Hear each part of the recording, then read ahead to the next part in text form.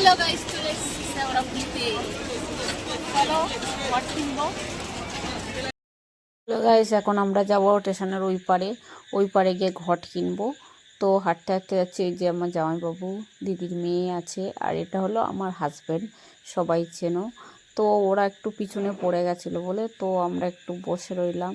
তা দেখছিলাম যে আসে না, আর বৃষ্টিও খুব পড়ছিল ওই জন্য আর স্টেশনেই বসেছিলাম। তারপরে স্টেশন থেকে বেরিয়ে ঘট কিনবো বলে চলে এসেছি।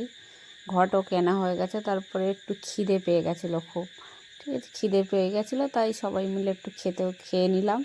খেয়ে নিয়ে আবার সব গুছিয়ে নিয়ে সবাই হাঁটা আরম্ভ করলাম। এই হেঁটে এখন তারপরে চলে এলাম নিমাই ঘাটে জল তোলার জন্য চলে এসেছি। তো দেখো ওরা নিচে গিয়ে দাঁড়িয়ে আছে, যে ও হাত তুলে বলছে যাইনি তাই।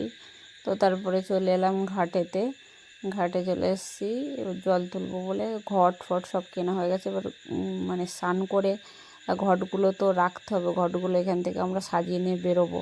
তার জন্য বর মশাই কথা বলতে চলে গেল, আর আমরা এই হাঁটতে হাঁটতে ঘাটে চলে এলাম। নদীর ঘাটে দেখছি যে একটা মন্দির আছে। ওটা কি মন্দির জানি না। সিংহ হচ্ছে হাতির মাথা গিলে খাচ্ছে। ওকে বলছিলাম বলে ও আবার বলছে জানি না কি মন্দির ওটা, কারণ মন্দিরের পিছনে। তারপরে দেখো জোয়ার ভাটা পড়ে গেছে, জল ওই মাথায় চলে গেছে এই ঘাট, আর জল দেখো কোথায় চলে গেছে, ভাটা পড়েছে বলে। ভাটা পড়ে গেছে, জলে তো খুব অসুবিধা হচ্ছে, দেখো এতটা করে জল থাকে। তো নেমে আমরা কত দূর নেমে আবার দেখো ওই ঘাটের এইখানে জল। তো আমরা একটা বসার জন্য জায়গা নিয়েছিলাম, সেইখানে বসে তো আমার বরমশাইরা বসেছিল। আমরা আগে স্নান করে চলে এসেছি, তারপরে দেখো ওরাও স্নান করে চলে এসছে। স্নান করে আসার পরে এই যে আমাদের ঘটগুলো এখানে সব টাঙিয়ে রাখা হয়েছে। এবার এই ঘটগুলো সব বেঁধে দেবে, দিয়ে সাজিয়ে দেবে। আর এইখানে দেখো ওখানে একটা বড় বাঁক আছে। এই দেখো আমি জামাইবাবুকে বলছি, জামাইবাবু হাই বলো। তো জামাইবাবু হাসছে। তারপর আমরা বাঁক টাক সব সাজিয়ে নিয়ে এই হাঁটা স্টার্ট করেছি। এখন তো ওই হাঁটতে হাঁটতে যাচ্ছি, আর খুব মেঘ করেছে, আর এমনি খুব রোদ। রাস্তা দেখো পুরো খটখটে, পুরো এত গরম, মানে পায়ে গরম লাগছে, হাঁটতে পারছি না। তারপরে এত পরিমাণে বৃষ্টি হয়েছে, ফোন আমি বের করতেই পারিনি যে তোমাদের দেখাবো। ওই যে ফোন গুছে, আর এইটা আমি চলে এসেছিলাম কাশী বিশ্বনাথে। তো দেখো বাবার দর্শন করো।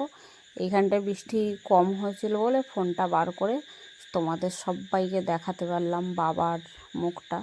তো সবাই বলো হর হর মহাদেব। তো বাবার একটু আমি হাত পা টিপে দিচ্ছিলাম। আর জামাইবাবুকে বললাম একটু ধরো। বাবা বসে বসে বাবার পা হাত সব ব্যথা হয়ে গেছে, ওই জন্য বাবার হাত পা একটু টিপে দিলাম। দেওয়ার পর একটু নমস্কার করে নিয়ে আবার নিচে চলে এলাম আমি। রাস্তায় এত পরিমাণে বৃষ্টি হচ্ছিলো, ওই জন্য ফোনই বের করতে পারিনি। কাশী বিশ্বনাথে এসে একটুখানি ফোনটা বের করতে পেরেছি, তাই তোমাদের আমি একটু দেখাচ্ছিলাম। আর রবিবার করে গেলে খুব ভিড় হয়। আর এখানে দেখো নন্দীমশাই বসে আছে, ওনারও মাথায় ও জল ঢাললাম একটু প্রণাম। আর রবিবার করে গেলে এত ভিড় হয়, মানে ঢোকাই যায় না। তো সবাই বলে